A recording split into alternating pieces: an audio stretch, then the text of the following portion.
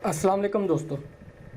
Message king के अंदर नई अपडेट्स के अंदर आपको दो नए फीचर्स मिलेंगे। दोनों फीचर्स जो है ना वो एक्सेल से रिलेटेड हैं, क्योंकि कुछ कस्टमर्स वो थे जो कह रहे थे कि हमारा ज़्यादातर डाटा पड़ा हुआ है एक्सेल शीट्स के अंदर पड़ा होता है, तो वहाँ से ही हम मैसेज इंपोर्ट कर लें। तो जो पहले इसकी एप्लीकेशन के अंदर ये फीचर्स नहीं था, अभी जो लेटेस्ट अपडेट है इसके अंदर ये चीज़ें ऐड हुई हैं। वो वर्क कैसे करेंगे दोनों फीचर्स, उसके लिए आपने सेंड एसएमएस में जाना है। यहाँ पे जिस तरह पहले आप अपने मैसेज लिखते हैं वो मैसेज यहाँ पे आपने अपना मैसेज सेलेक्ट कर लेना है और इसके बाद इंपोर्ट सोर्स में आना है। जो दोनों फीचर्स हैं वो सिलेक्ट एक्सेल फाइल और सिलेक्ट एक्सेल विद मैसेज।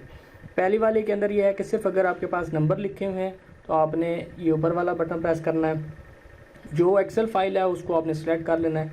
इसके अंदर ये होगा कि सिर्फ और सिर्फ आपके जो नंबर्स होंगे उसके अंदर वो यहाँ पे आ जाएंगे।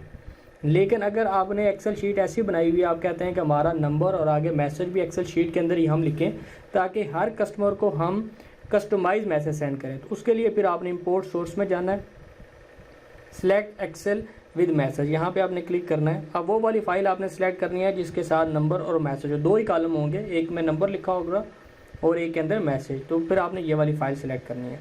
जब ये वाली फ़ाइल सेलेक्ट करेंगे तो ऑटोमेटिकली जो नंबर और मैसेज है वो क्यू के अंदर ऐड हो जाएंगे।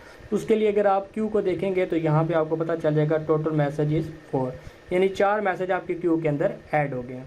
और इसके बाद आपने प्रोसेस एसएमएस क्यू करना है और यहाँ पे आपने स्टार्ट एसएमएस क्यू करना है। जब स्टार्ट एसएमएस क्यू करेंगे तो यहाँ पे आपको मैसेज सेंडिंग स्टार्ट हो जाएगी। अब देखिए ये मैसेज मुझे रिसीव हो गया, ये उसके अंदर मैसेज लिखा हुआ था और इस तरह ये मैसेज जो उसके अंदर मैसेज लिखे होंगे वो ऑटोमेटिकली यहाँ पे आपको मैसेज रिसीव हो जाएंगे। ये उन कस्टमर्स के लिए है जिन्होंने नंबर के साथ साथ मैसेज भी साथ टाइप किए होते हैं। अगर आप ये देखना चाहें कि शीट का फॉर्मेट कैसा होगा तो उसके लिए आपने जो शीट्स है वो XLS के अंदर होगी और कॉलम उसके इस तरह होंगे। जो सिर्फ नंबर वाली होगी उसका फॉर्मेट इस तरह होगा, यानी नंबर लिखेंगे पहले वाले कॉलम में और 0332 और आगे उसका नंबर लिख देंगे जो भी है।